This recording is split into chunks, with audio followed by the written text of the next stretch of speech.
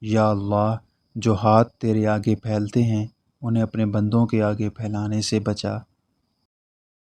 اور حقیقت تو یہ ہے کہ اب ہمیں خدا تب یاد آتا ہے جب ہم درد کے مارے ہوئے ہوں، غرض کے مارے ہوئے ہوں یا پھر مرض کے مارے ہوئے ہوں۔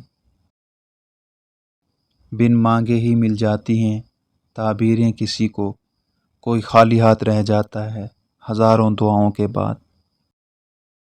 مقدر اتنی بار بدلتا ہے جتنی بار بندہ اللہ پاک سے رجوع کرتا ہے۔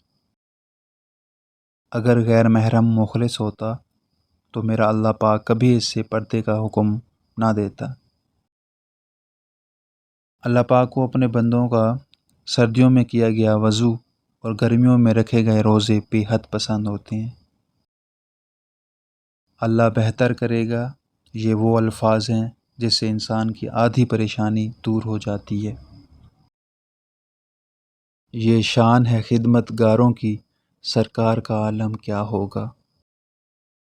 اگر انسان کو تکبر کے بارے میں اللہ کی ناراضگی اور سزا کا علم ہو جائے تو بندہ صرف فقیروں اور غریبوں سے ملے اور مٹی پر بیٹھا کرے۔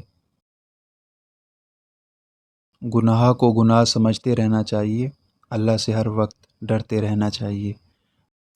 نہ جانے کون سے حالات میں زندگی کی شام ہو جائے، اللہ سے ہر وقت توبہ کرتے رہنا چاہیے۔ میرے لیے میرا اللہ اور میرا رسول صلی اللہ علیہ وسلم ہی کافی ہیں۔